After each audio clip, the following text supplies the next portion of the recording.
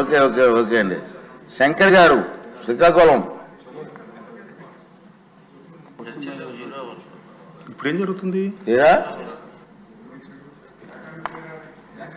మరి శంకర్ గారు పేరు ఎలా ఇచ్చారు మీరు? ఇప్పుగానే పంపించారు పేర్లు, మరి ఎలా? ఓకే. ఆదిరెడ్డి వాసు గారు ఉన్నారా సార్? సార్ ధన్యవాదాలు అధ్యక్ష. గత 5 సంవత్సరాలు వైఎస్ఆర్సీపీ సోషల్ మీడియా వారు అనేక విధాలుగా పోస్టింగ్స్ కానీ లేకపోతే ఇంకా ఇతర విధాలుగా సోషల్ మీడియాలోని ఇబ్బందులు పెట్టిన సందర్భాలు మన అందరికీ కూడా తెలిసినాయి అధ్యక్ష. తెలుగుదేశం, బీజేపీ, జనసేనలోని ఎవరైతే యాక్టివ్గా ఉన్నారో వాళ్ళ పైన పోస్టింగ్స్ పెట్టడం, క్యారెక్టర్ అసాసిన్ చేయడం జరుగుతూనే ఉంది గత 5 సంవత్సరాలు. అంటే వారందరూ కూడా ఒక ఆర్గనైజ్డ్ క్రైమ్ సిండికేట్ కింద తయారై ఇవన్నీ కూడా చేస్తున్నారు అధ్యక్ష. లాస్ట్ అసెంబ్లీలో ఆనాడు రాజమండ్రి సిటీ ఎమ్మెల్యేగా ఉన్న ఆదిరెడ్డి భవానీ గారు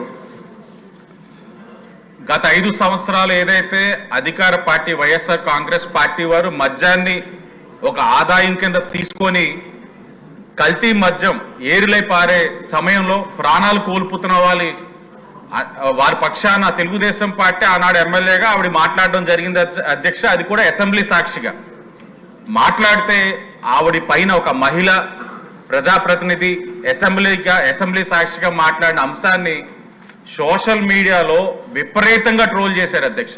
ఆవిడ్ని కానీ నన్ను కానీ ఆఖరికి మా బాబుని, అంటే కుటుంబ సభ్యులు మొత్తం దారుణాతి దారుణమైన ట్రోలింగ్స్ అధ్యక్ష. మరి ఆనాడు ఇది జరిగినప్పుడు ఆనాడు స్పీకర్గా ఉన్న ఆనాటి ఏదైతే స్పీకర్గా ఉన్న తమ్మినేని సీతారాం గారికి రికార్డెడ్గా ఏదైతే సోషల్ మీడియాలో వైఎస్ఆర్ కాంగ్రెస్ పార్టీ టీం ఏదైతే మీకు చెప్పున్న ఆర్గనైజ్డ్ క్రైమ్ సిండికేట్ అధ్యక్ష చేసింది రికార్డెడ్గా ఆయనకి ఇస్తే ఏ విధమైన చర్యలు లేవు అధ్యక్ష. 2-3 సందర్భాల్లో ఆయనతోటి మేమే మాట్లాడడం జరిగింది అధ్యక్ష. నాకు అనిపించింది ఏంటంటే ఆ చైర్ని అగౌరవపరిచే విధంగా ఆయన ప్రవర్తించారు అధ్యక్ష. మిమ్మల్ని కోరేది ఏంటంటే ఇప్పుడు మీకు మరలా ఇస్తాం, ఏదైతే వైఎస్ఆర్ సోషల్ మీడియా టీం మొత్తం మీరు చర్యలు తీసుకోవడం ఒక అంశం అయితే, రెండోది దిశ చట్టం అధ్యక్ష. అంటే చట్టబద్ధత లేని చట్టాన్ని అమలు చేసి దానికి నిధులు కేటాయించి దానికి మళ్ళా రాజమహేంద్రవరంలోనే పోలీస్ స్టేషన్ ఓపెన్ చేయడం, దాంట్లో ఫస్ట్ కేసు మళ్ళీ ఆ నగరానికి శాసనసభ్యురాలు అసెంబ్లీ సాక్షిగా వేధింపులకు గురైన వ్యక్తే ఫస్ట్ కేసు రిజిస్టర్ చేశారు. దాని మీద కూడా ఏ విధమైన చర్యలు లేవు. అంటే దౌర్భాగ్యం ఏంటంటే అధ్యక్ష, దానికి ఆ దిశ చట్టానికి టార్గెట్స్ అధ్యక్ష. లా అండ్ ఆర్డర్ వారు, ట్రాఫిక్ సిగ్నల్స్ దగ్గర ఆపడం, ఆడవాళ్ళతో డౌన్లోడ్ చేయిస్తే ఒక లెక్క అధ్యక్ష, కానీ మగవాళ్ళు కూడా ఆపించి దానికి టార్గెట్స్ డౌన్లోడ్ చేయించడం.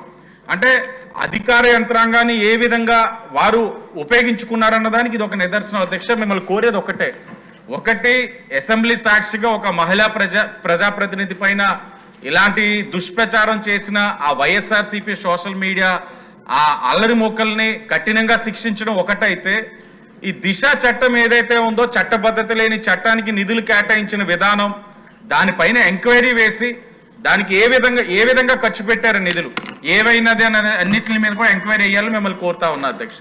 ధన్యవాదాలు. బాలరాజు గారు.